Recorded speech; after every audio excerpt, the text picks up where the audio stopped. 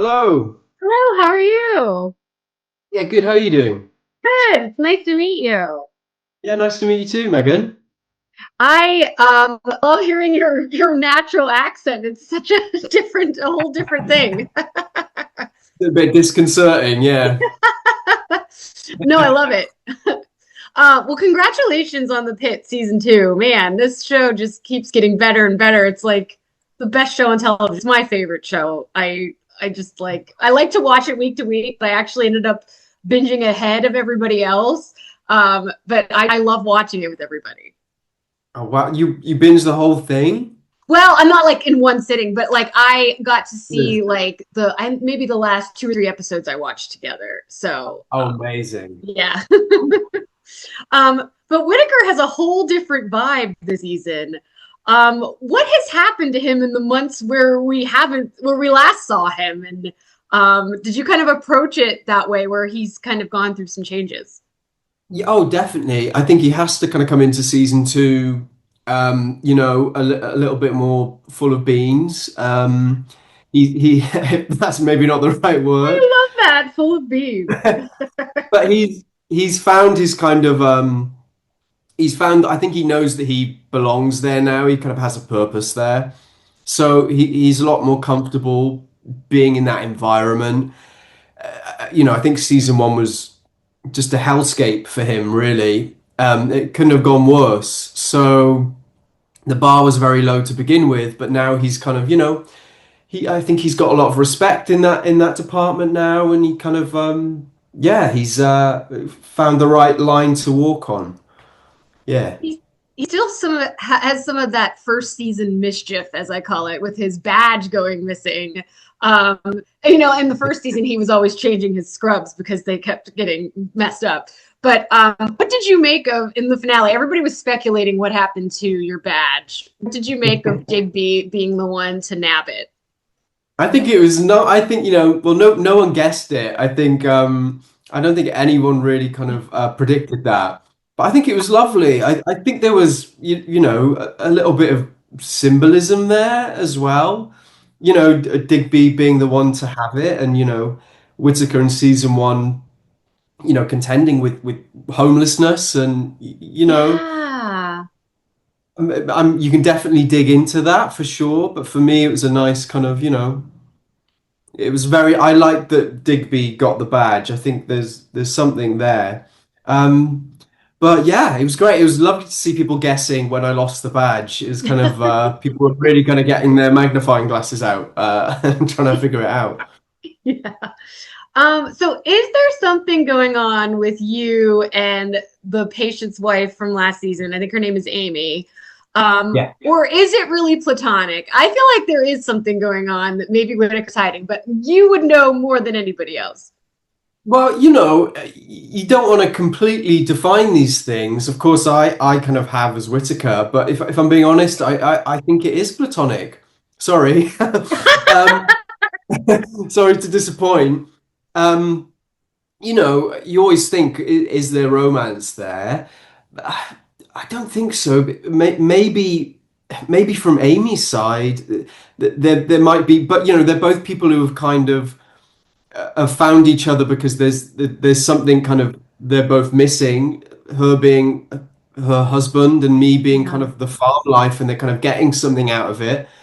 And they've just come together through that. They're kind of filling a space in each other's lives, for better or worse. I'm not saying it's the right thing to do, but Right. that I think they're kind of liking the situation right now. But It's we'll not see like how he's her that. doctor or like it's I mean, I guess it's not like he's her doctor anymore, is it? I mean, I don't know how that works. Yeah, that's what I was expecting to have to say to Dr. Robbie. It's not like I was a doctor. Right. Oh, guys, no, no, but you're right. I think it's very innocent. I think it is very innocent, maybe slightly tragic. Yeah, Yeah, I know it is tragic. yeah. I love the scene where you blow up at Langdon and Whitaker really expresses himself. And I was thinking, I feel like this moment was something that like maybe like it wasn't necessarily something that Langdon caused, but just something that boiled over for your character. And like, Yeah. what was happening in that moment, and how does Langdon end up getting the brunt of this kind He, of? I, he doesn't deserve it. It's definitely out of character, but I think it is just a culmination of everything that's been building up with Whitaker, and I think it's a lot to do with Santos more than anything. Um, there's protectiveness there, I think, when he lashes out. But more than that, I think he's just kind of setting a bit of a boundary there. You know, he can get the jabs from Santos and is getting that right now, and but they're not talking, so that's frustrating him. Yeah, So Langdon to come in and start being buddy buddy, he's like, this is too much. I'm already struggling to like work out where I'm standing. You haven't been here for months. I've been getting it in the ear, you know, from Santos about you. So you can't do this with me right now. You haven't earned that. So I think he's just it isn't the right way to go about it, but I think he just lashes out at Langdon. Um, but I love how it resolves. Like yeah, I think it was instantly very like, "Ooh, sorry," and has no kind of personal kind of grievances with Langdon. I think he respects what he's doing quite a lot, but I think he just has to kind of just show where he stands, and yeah. maybe Langdon respects that a little bit. I never thought about that. Maybe Santos would influence Whitaker's like opinion of him. Do you think that's true? That maybe like listening to her talk about the situation over the last few months has kind of changed his opinion? I think he just knows how much Langdon affects her more than anything. Yeah, Like as I say, I think he has a lot of respect for Langdon, but is just knows that you know him coming in is really going to mess Santos up, and I think yeah, he's and there's a responsibility that he knows he's probably one of the only people who knows about that stuff, yeah, so has to kind of take the brunt and manage that. Um, So yeah, it's more about how it's affecting how Langdon is going to affect Santos, and he doesn't really know how to navigate it. yeah. That's so interesting. You know, we don't see what Santos is like as a roommate, but clearly things are going well since she doesn't want you to leave. What do you imagine they do in their downtime together? What shows are they binging? What shows are they binging? Oh, well, I don't think Whitaker would have control of the remote. Oh well, Gilligan's Island, clearly. Yeah, Yeah, I think, you know, I think Santos. Oh, I don't want to speak for Issa, but maybe there's some Bravo going on well, there. maybe I'll ask her this too. I'll ask her and we'll Please, yes. please do. And Yeah. yeah, I think there's some Bravo going on there. Yeah, I think there's a lot of TV watching, with sort of maybe Garcia being in the middle of them both. Yeah. Um, maybe Whitaker sat on the floor, probably. Uh, and kind of yeah, sneaks out when they get a bit close. Do you think that's awkward for him too? Even that first scene in the first episode where it's like everybody was like, "Oh my god," because she just said she that you used her toothbrush. It was everybody was buzzing about it. Was is Yeah. did you know that like that was going to cause such a like I don't know like a ruckus online?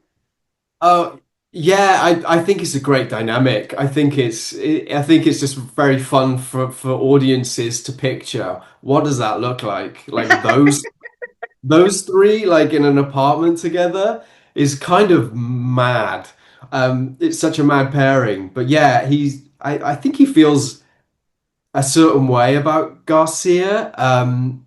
You know, I think he's happy that you know, Issa's connecting with people and that's nice, but is maybe a little bit uh again not a good thing. But I think he's a little bit worried about if you know if it's a bit of a toxic relationship. Um, are they good for each other? He cares too much, I think, about that stuff. I think he's micromanaging that, like, oh, this isn't good for you, but won't say it. Yeah. They don't get Um, on. I don't think him and Garcia get on anyway. yeah. Your relationship with Ogilvy is really great. And I love that moment where you like console him. It really is a full circle moment.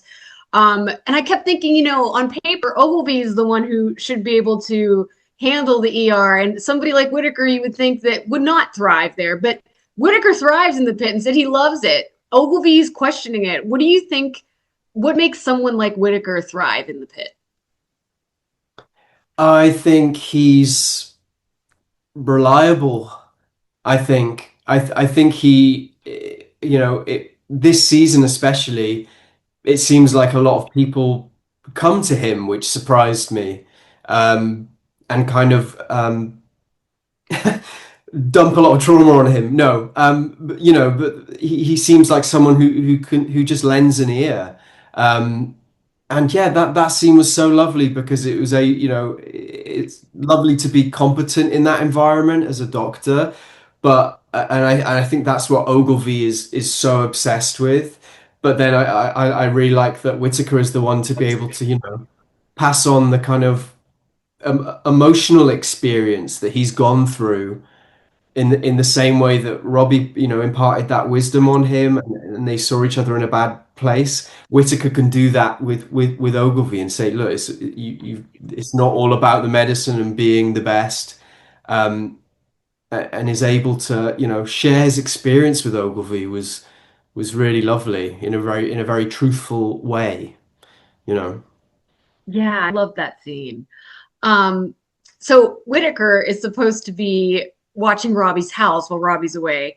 And everybody around like at the pit like worried about Robbie. Do you think Whitaker realizes that like maybe Robbie's in a bad place, or do you think that's like an area he kind of lacks perception? Yeah, you're so right, and he does. I think that's a complete blind spot for him.